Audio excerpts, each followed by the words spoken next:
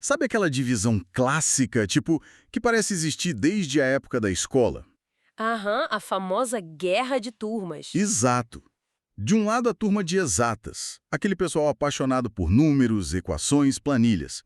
E do outro, a turma de humanas, fascinada por textos, subjetividades, narrativas. Sabe, a gente cresce achando que o mundo se divide estritamente nessas duas tribos e que elas jamais sentariam na mesma mesa.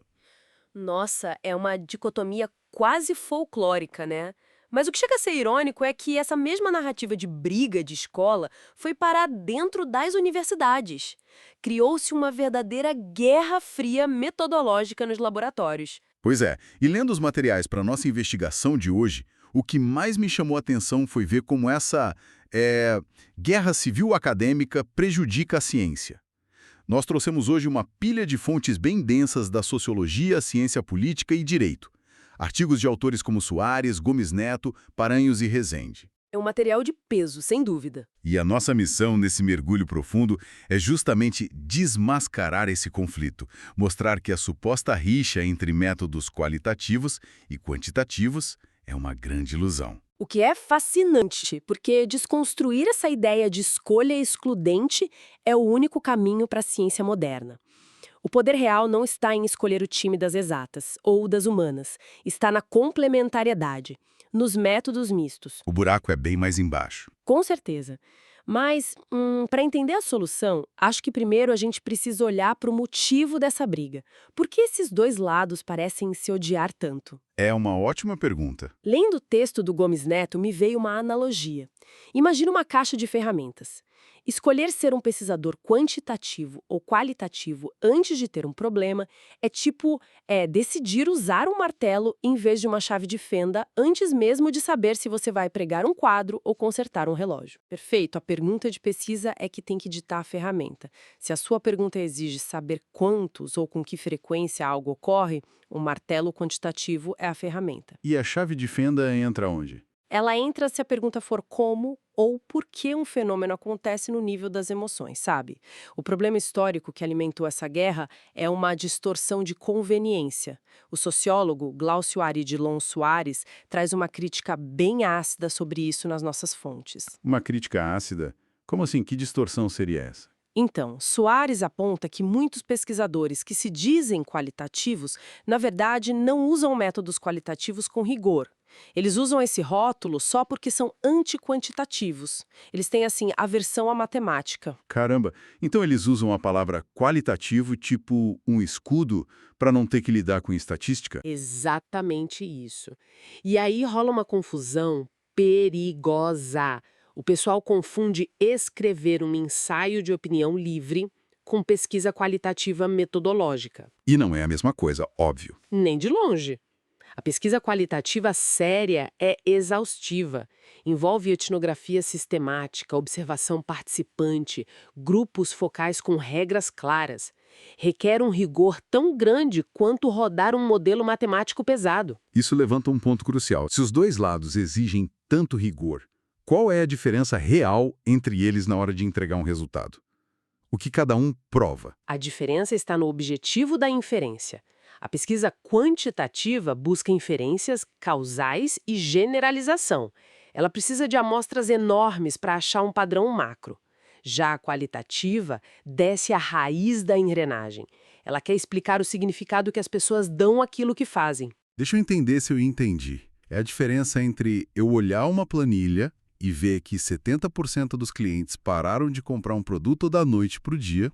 Isso te dá o padrão. E aí eu sento numa sala com 5 desses clientes para entender que eles pararam de comprar porque a nova cor da embalagem ofendeu uma crença religiosa deles. A planilha me dá o tamanho do incêndio, a entrevista me diz quem acendeu o fósforo e por quê. Nossa, brilhante. Essa é a essência. E percebe que não existe oposição entre medir o incêndio e entender a química do fósforo.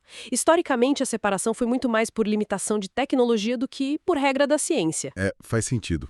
Décadas atrás, tabular números num computador primitivo já era possível. Sim, mas processar milhares de horas de áudio ou diários exigia um esforço humano bizarro. Isso limitava a pesquisa qualitativa a amostras quase artesanais. Só que, assumindo que hoje a gente transita bem por esses mundos, como eles não batem cabeça na prática. Porque, tipo, se uma ferramenta me dá a visão do alto e a outra a profundidade, eu posso ter duas respostas diferentes. Como assim? Um conflito de dados? Isso. Se o meu questionário gigante diz A e a minha entrevista diz B, o que eu faço? Não é um risco ter métodos conflitantes? Olha, na lógica dos métodos mistos, quando A não bate com B, você não tem um erro. Você tem um indício de uma descoberta incrível. O texto do Paranhos introduz o conceito de triangulação metodológica para lidar com isso. E ela serve para duas coisas fundamentais: confirmação e complementariedade. Vamos desempacotar isso para quem nos ouve. Confirmação eu chuto que seja checagem cruzada, certo? Se o survey diz que o bairro odeia o prefeito e as entrevistas confirmam a mesma raiva, eu sei que a pergunta do survey estava certa. Exato. Isso dá robustez, mostra que o resultado não depende da técnica. Mas a complementaridade é onde a mágica acontece de verdade. É quando cada técnica traz uma peça do quebra-cabeça.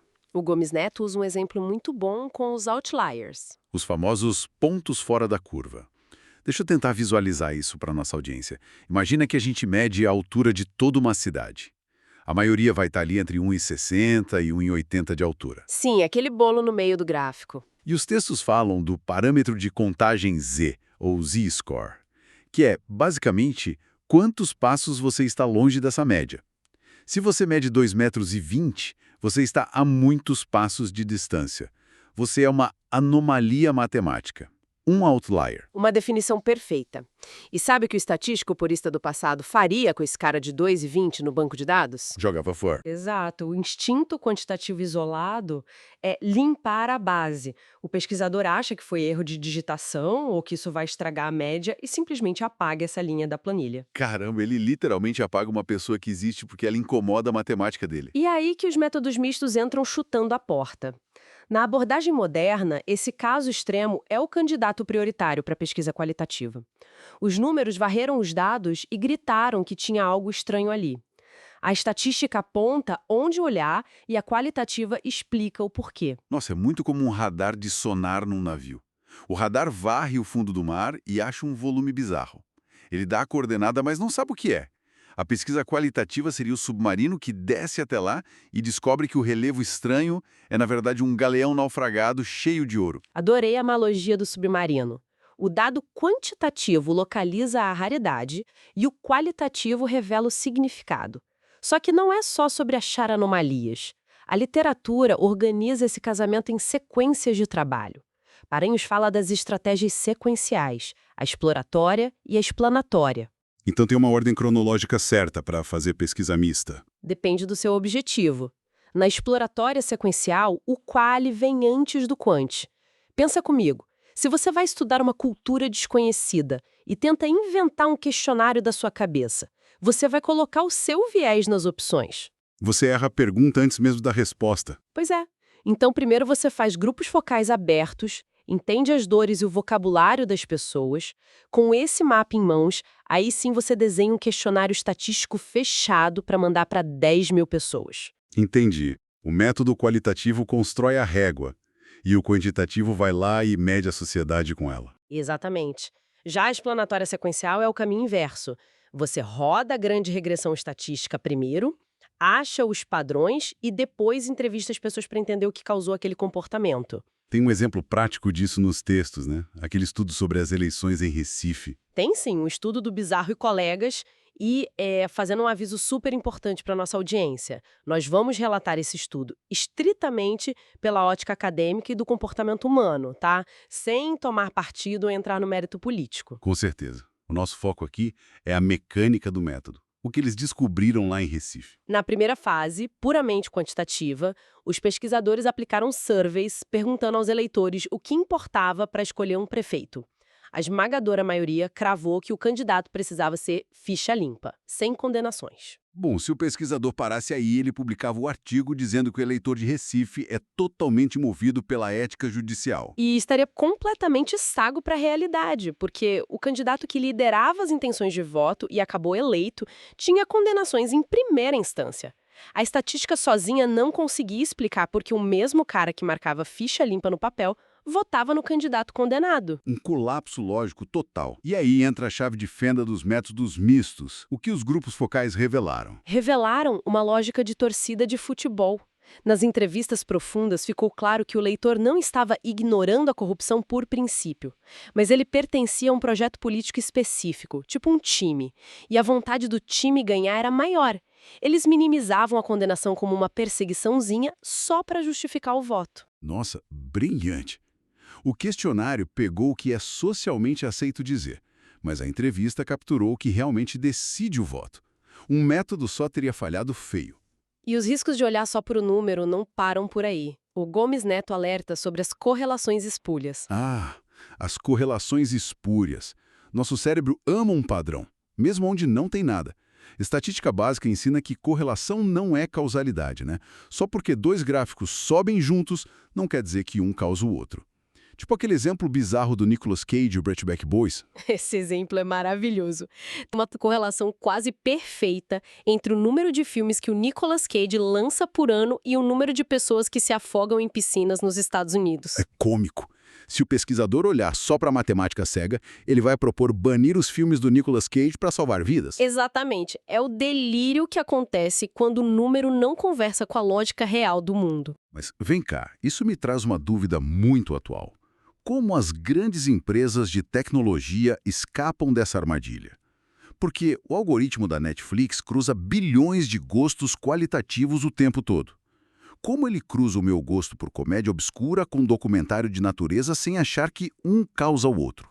A Netflix é talvez a maior aplicação prática do que o Gomes Neto discute sobre dados qualitativos. Rótulos como filme sombrio ou suspense de época são pura qualidade, não quantidade. Para o algoritmo não virar o caso do Nicolas Cage, ele faz testes matemáticos rigorosos de associação, coisas como o Q quadrado ou o teste Kiuli. E traduzindo isso do economês para quem nos ouve, como funciona? Bem por cima, o Q quadrado pega a realidade que você observou e compara com o que aconteceria se fosse tudo puro acaso. Ele calcula matematicamente se essa sobreposição de gostos é tão forte que a chance de ser coincidência é perto de zero.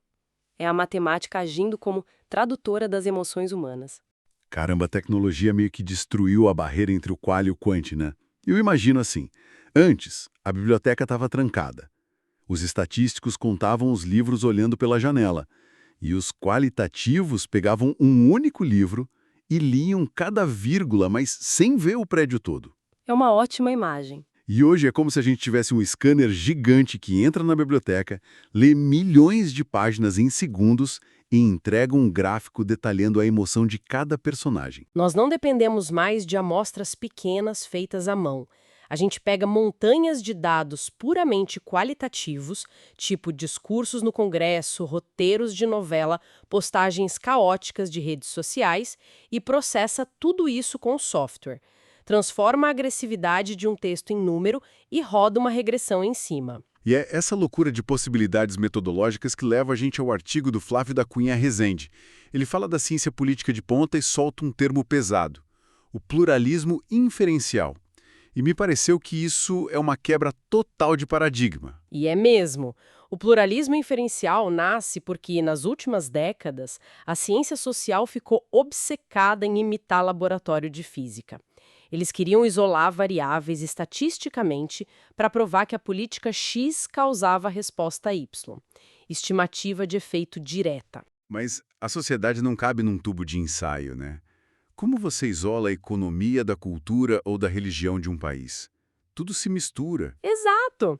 E o pluralismo inferencial é a academia finalmente aceitando que precisamos de múltiplas lógicas inferenciais convivendo. Ao invés de ficar presa numa regressão simples, a ciência agora usa métodos como o QQA, a análise qualitativa configuracional. Ah, eu lembro dessa sigla no texto.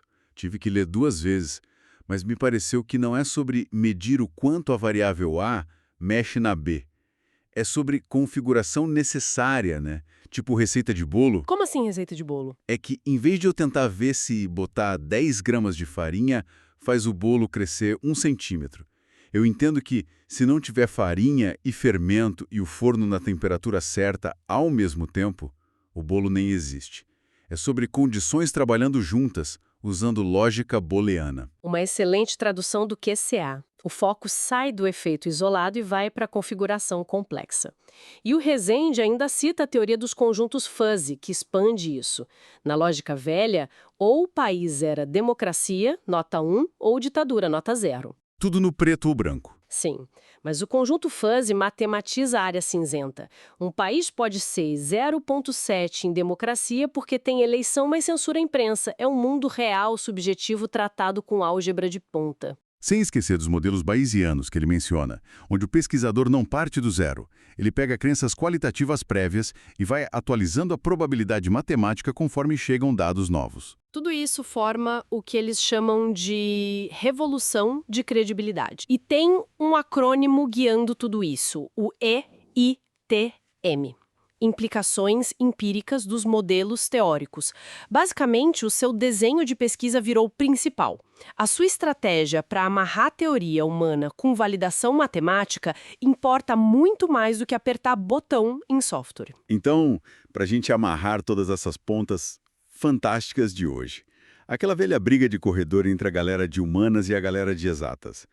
O veredito das pesquisas modernas é que a guerra acabou e não faz mais sentido no século XXI. Quem ainda tenta manter essa guerra está, sinceramente, preso no passado. Como o Soares conclui, não dá para entender o tecido social complexo sem caminhar com essas duas pernas. A identificação rigorosa dos números é inegociável, mas o contexto qualitativo dos motivos humanos é igualmente crítico. Nós precisamos do martelo e da chave de fenda. Sem essa mistura, você corre o risco de medir a intenção de voto no questionário e ignorar o jogo real nas ruas. Pois é, o radar tem que apontar a anomalia, mas a gente tem que ter a coragem qualitativa de vestir o escafandro e mergulhar para ver se é só um erro matemático ou se é o galeão espanhol. Isso me deixa com um último pensamento, algo que eu quero deixar para quem nos ouve refletir. Nós vivemos hoje numa era de quantificação absurda do indivíduo.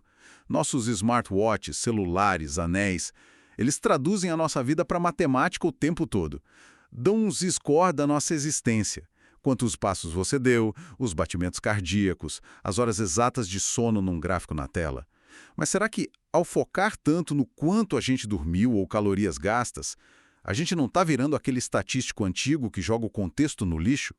A qualidade incalculável de um jantar incrível com amigos não cabe na sua conta de calorias do dia. E o estresse invisível que te tira o sono não vai sumir só porque você está olhando um gráfico de barras no celular. Se os nossos textos provaram que os dados só fazem sentido quando encontram a alma das pessoas, fica a pergunta: que método você está usando para tentar entender a matriz de dados da sua própria vida?